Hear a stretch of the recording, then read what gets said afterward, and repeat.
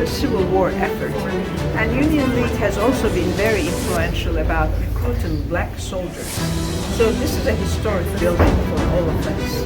And today's luncheon will honor Catto Society, and there will be 2 recipients for the medals, Catto medals. After the ceremony, this has become a tradition. We come here for the luncheon and we celebrate black soldiers' commitment and Catto's martyrdom. So thank you for joining us. Later on, I'm going to show you the portrait of Frederick Douglass and other important paintings on the upper floor. Thank you so much. Wow. We are still live on Saturday, October 5th, talking with Dr. Okur, and we're at the inn at the Union. We'll be right back after this. This is beautiful. The Philadelphia, inside Philadelphia Union. Jordan, I'm so glad you came. Both of you. You made my day. Yeah. Wow, this is nice. If you want, if you want to use the bathroom, this is for the bank. It is. And I'm going to wash my hands. Okay. We will move into the room. Just take a few minutes just to clean up. All right. Thank you. All right. Let's go in and This is... on the way out. Whoa.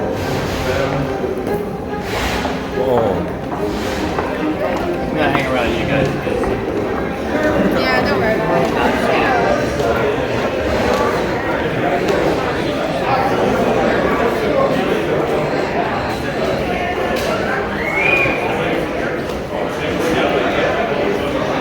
We are at the Union League luncheon.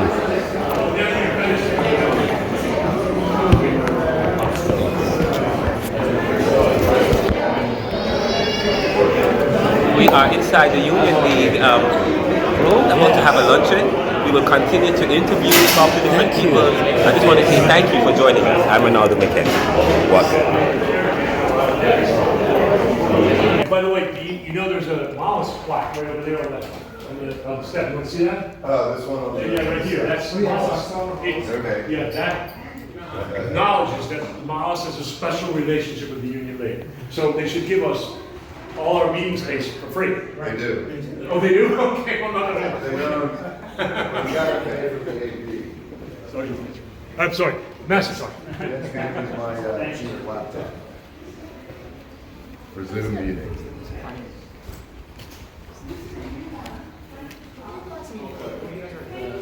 That celebrates. Well, that was the aim. We have more of meetings here last night. Starting with 6th Union USCT, World War I. That's Major. He was killed in action 12 days. Yeah, 12 days before the end of the war. Lewis Farm in Petersburg.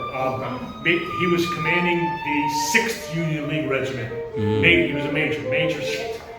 Go crazy. Anyway, that's a Catto. Catto's there. Okay, that's Catto. The first woman president, and then this is supposedly Lincoln's funeral horse. Reversed. So that was painted as a 150th anniversary tribute of the Union League. Yeah.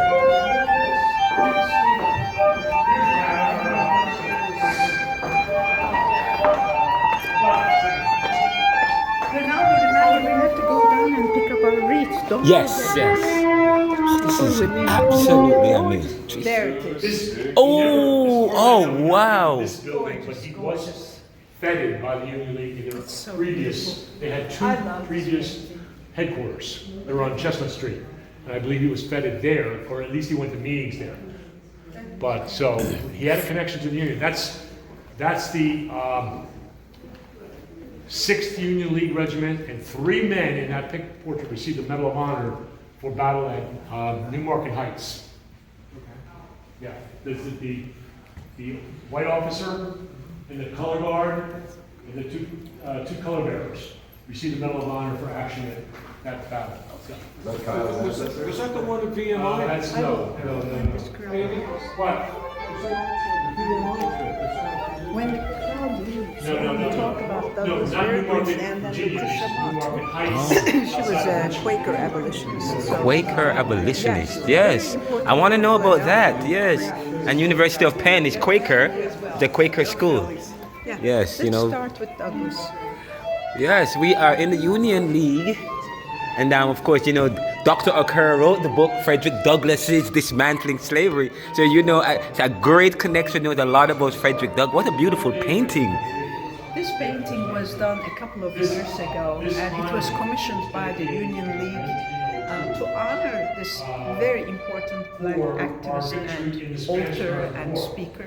In this painting, I believe you see the real Frederick Douglass, who was sincere, who was a proud man, who believed in his ideals, and who said very openly, no, United States Constitution is not pro-slavery. And he was really talking to a group of white opponents who believed that the Constitution is a pro-slavery document. But of course, Douglas and Garrison's friendship lasted for 10 years, and they helped each other to make this idea of abolition come true.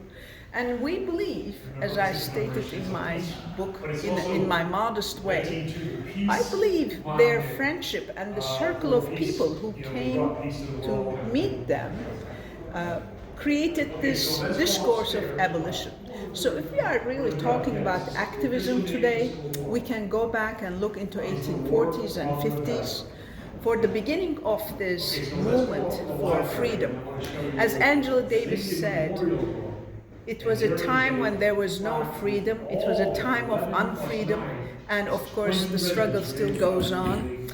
We keep talking about race equality, gender equity, pay equity, and of course African Americans deserve all the attention and care they need. But thank God to scholars like you, Ronaldo and Jordan, my wonderful PhD students, you're going to make a big difference when you receive your degrees with your speeches, with your writings, with your books.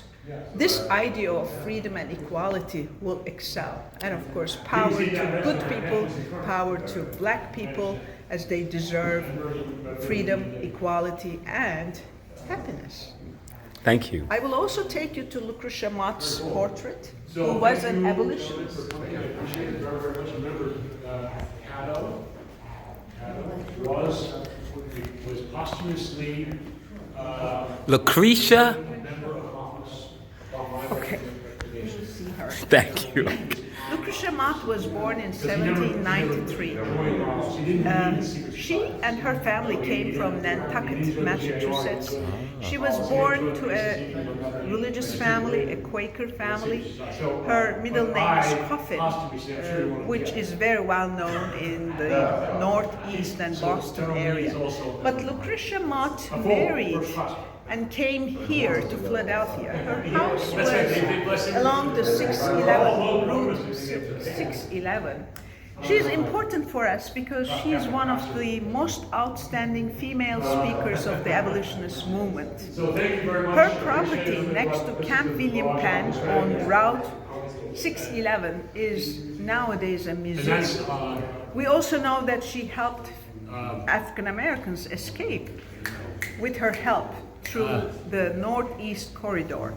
So we celebrate these two people, Lucretia Mott and Frederick Douglass, at the Union League of Philadelphia. I think it tells us a lot because here we understand who worked for our freedom and current equality right now, but the struggle still goes on. We will continue working and remembering people like Catto, Frederick Douglass, and Lucretia Mott. I'm so glad you were able to see this beautiful building Did you today. mention the 6 United States Colored Troops and the 3 medals of honor that were received? Dr. Waskie knows about it. Yes, I I'm do. gonna Yes, let him we. This is a famous painting by. Oh God, I know who it is. It's written right there. Yeah, I know. Let's read it. Dementia setting in. No, Tell me. it's done by Don Troiani. Don Troiani. I actually know him personally. 1949. This regiment, the 6th United States Colored Troops, was recruited out of the Philadelphia area and trained at Camp William Penn in Cheltenham, which is just outside the city line. And they were one of the first regiments to go to the front. The first regiment to go to the front was, no, actually they were the first regiment. The third came after them. That's the third regiment. And they were part of the Army of the James, all-black division, and they were engaged in the siege of Petersburg, outside of Richmond.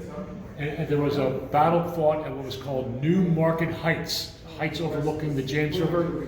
And in that battle, it was a very bloody battle, this regiment was really hit hard. And the colors went down several times, and they were rescued by the color bearers and that officer who commanded the color guard. And the three of them received the Medal of Honor for their bravery and heroism that day. So they were quite well. There were only, I think, 25 black men in the Army who received the Medal of Honor. Of course, there weren't that many in the white Army, either. But it's restricted, obviously. But they really deserved the honor. So it's called 3 medals. That's the name of the painting. And that regiment was raised from funds from the Union League. Wow. Thank you, Dr. Wow, thank you. This is powerful, interesting, poignant. Oh yeah, I'm going to go right now. I'm going right now. Wow, we are learning so much about the Union League and their contribution to history and liberation. We will end right here. I'm Ronaldo McKenzie of the Neoliberal Round podcast. Walking.